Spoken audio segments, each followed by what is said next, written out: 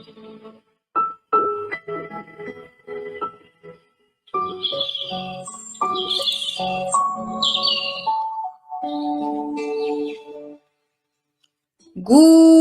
morning, dear friends. Here we are.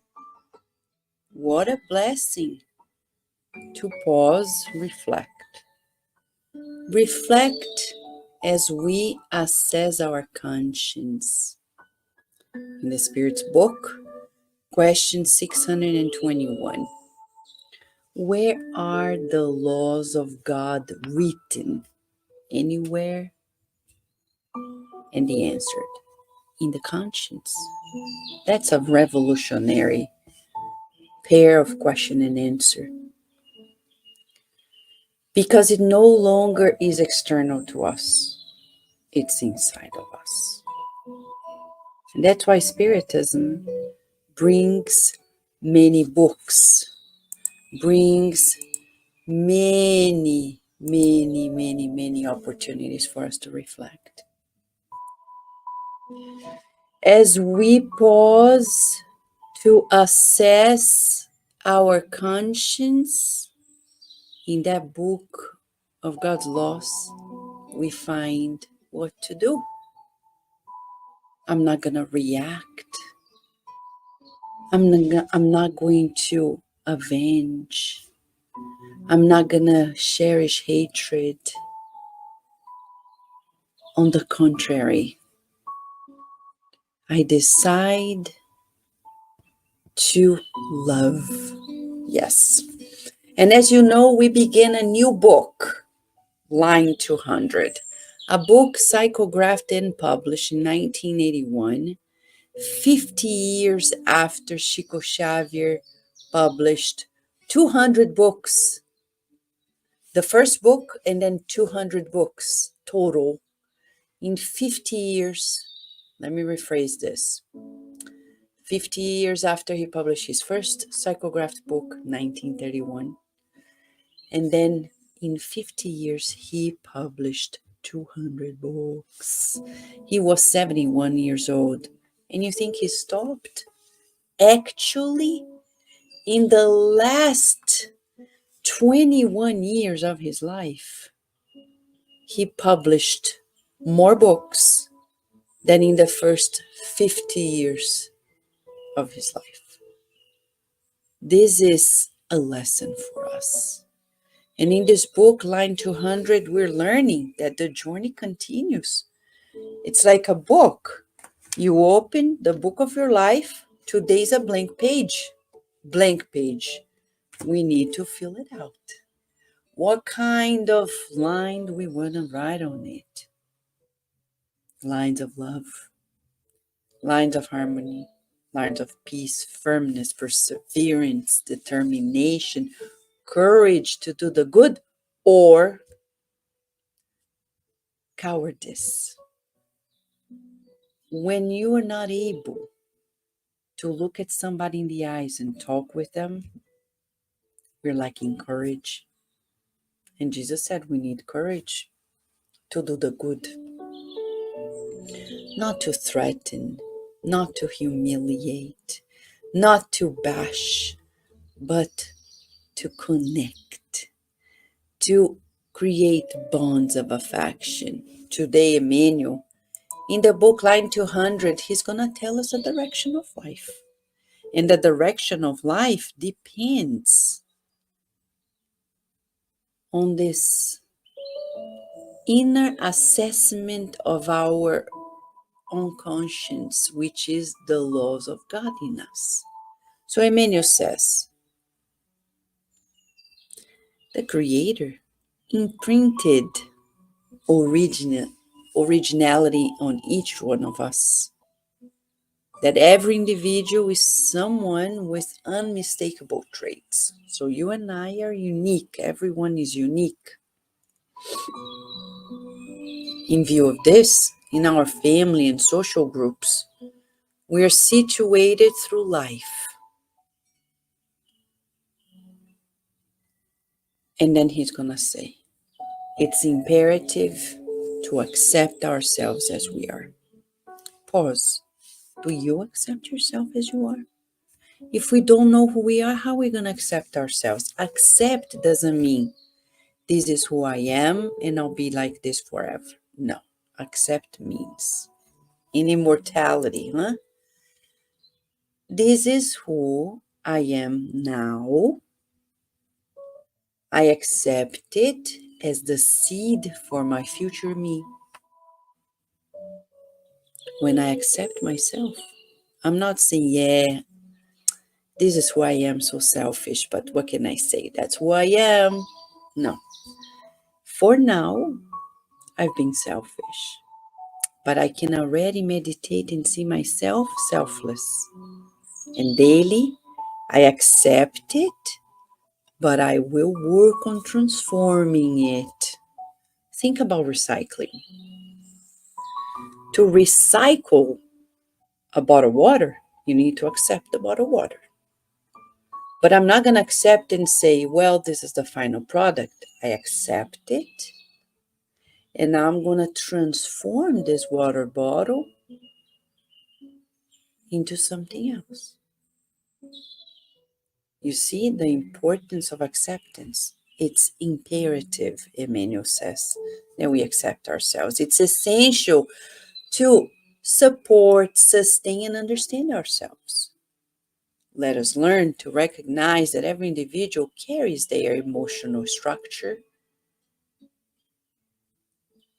And then he goes on and on and on. And then at the very end, he says, faced with obstacles, the obstacles of those you love most, or the tribulations of those you don't know, do not pronounce words of condemnation.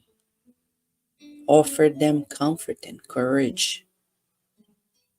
Demands could be in them the invisible wound of discouragement, a precursor of illness or imbalance. In fact, out of the blue, we are unable to renew anyone. However, we can revive those who fall or suffer on the path of experience with hope. So, he's talking about us and others together. It's just an illusion, the separation. Others are there, I'm here. At the end of the day, we're all interconnected, influencing one another. So we are being asked to renew ourselves. We're being asked to first be aware, who am I? I am an immortal spirit. I've lived many lives, but I need to go deeper and understand my greatest challenges. Focus on them, trim them down. Let's refine, transform with diligence daily. If, for example, if it's hard for us to be patient, then I'll wake up every day thinking, today I'll be more patient than yesterday. Even if it is by an inch, which is a much, quarter inch, and then tomorrow a little more. And then I repeat, like in an ascending spiral of evolution. We don't want to be stagnant. We want to ascend. To ascend, we need to make efforts and repeat. Effort and repetition. So today, you and I will work on accepting ourselves. Can we do it? How do we accept ourselves? It's not simply by saying, oh, I love and approve of myself. That doesn't work. God first. God created me. I am a co-creator. I am a child of God. Thus, I love myself because God is amazing. If God created me, I am amazing too, as everybody else. He's amazing. I accept that I am evolving. I accept that I have shortcomings, that I am learning. It's okay. and we're humbling ourselves to the designs of God, life becomes much easier. We're no longer going to be like in this extremes. We're going to learn how to surrender to our growth, spiritual growth. You and I together, let's meditate on accepting ourselves today and pray always. That's a good technique. We have a problem, don't take action. Pray first. Breathe, pray, assess inner conscience, and then take action, not reaction. Right? So let us pray.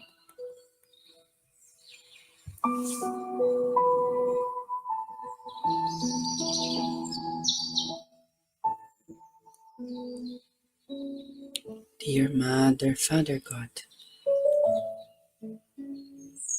thank you for granting us this very day, a day of learning, a new day to reset, to give new meaning to everything you present to us. We feel your embrace. We feel your kindness. We visualize your loving care, emanating health to each one of us. We visualize your embrace onto our loved ones, neighbors, friends, rescuing entities that need help. We visualize your love caring for everybody.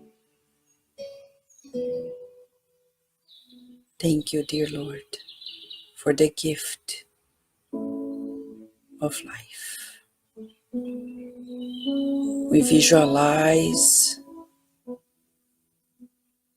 flowers of healing being placed onto our dining tables, emanating healing perfume, sustaining us in the direction of the good. Thank you, God.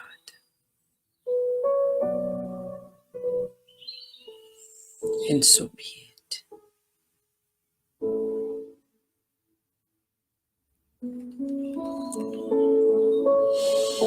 Breathing, relax. Life is not about to-do lists. Life is about to be, not to do, to be a child of God, right? Taking action, you're right, Lori, not reaction. Thank you, friends, for this partnership in the good. We wish you all live and on demand a beautiful day, beautiful night in God's love. Accepting ourselves, that's the direction of life.